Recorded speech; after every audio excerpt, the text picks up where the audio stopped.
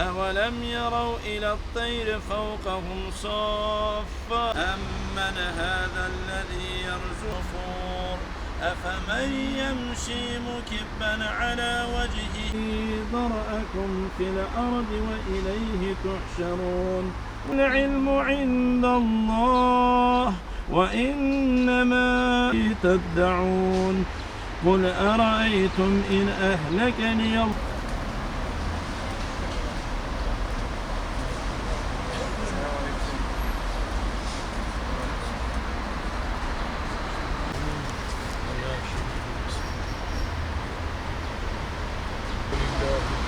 بسم الله الرحمن الرحيم قل هو الله أحد الله الصمد لم يلد ولم يولد ولم يكن له كفوا أحد اللهم بلغ وأوصل ثواب ما قرأناه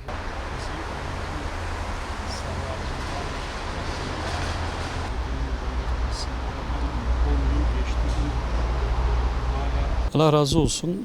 Bugün ifade ettiğiniz gibi tabii ki 15 Temmuz darbe girişiminin üzerinden 10 yıl geçti.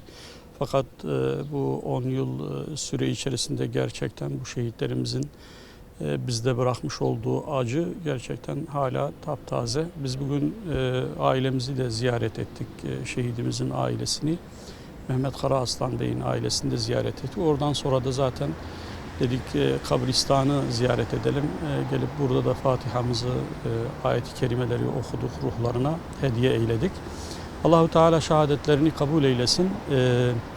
Gerçekten 15 Temmuz darbe girişimi büyük bir kalkışmaydı.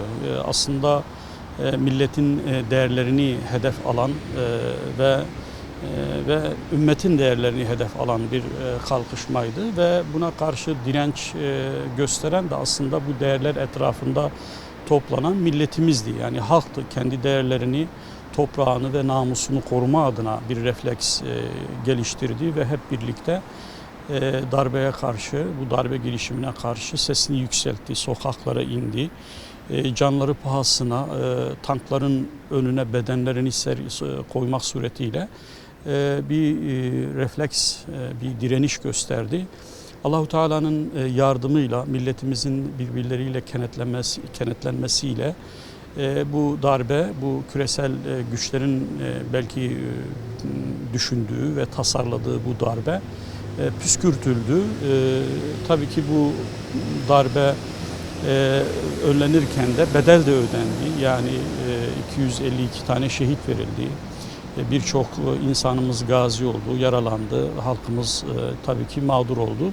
Ama küresel emperyalizmin Türkiye'de, bizim memleketimizde, ülkemizde ortaya koymaya çalıştığı o operasyonu elhamdülillah engelledi. O gün selanın, ezanın sesi tankların ve uçakların sesini elhamdülillah bastırdı. Ve o darbe girişimine kalkan olan milletimizin de aslında sesi ve sedası sela idi, ezandı, camilerden haykırıştı, sokaklardan seslenişti. Dolayısıyla aslında kendi milletini, memleketini, vatanını korumaya çalışan bu millet bir değerler silsilesi etrafında kenetlenerek bu darbeye karşı çıktı ve elhamdülillah püskürtüldü. Tabii ki gelinen aşamada sanki kendiliğinden olmuş gibi bir hava da var veyahut da başka kavramlara ve güçlere bu zaferi işte isnat etme girişimleri de vardır. Bunların hiçbirisi tutmayacaktır. Bu milletin direnişi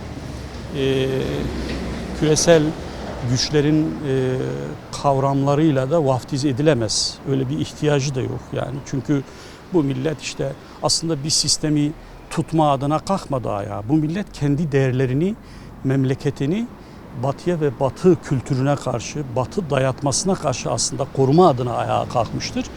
Ve memleketini de öyle korumuştur. Çünkü 15 Temmuz darbe girişiminden bahsedildiği zaman o sela, tekbir ve tekbirlerle ortaya çıkan millet akla geliyor. Yani hafızalara gelen ve hafızalarda canlanan aslında suret, resim budur.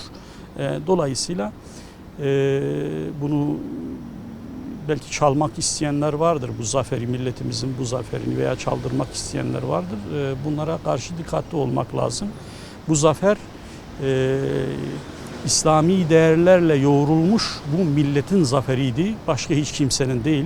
Sonuç olarak ben bunu söyleyeyim. Allahu Teala bütün şehitlerimize rahmet eylesin. Onların mekanlarını, cennet makamlarını âli eylesin. Ailelerine de tekrardan sabrı cemil ihsan eylesin.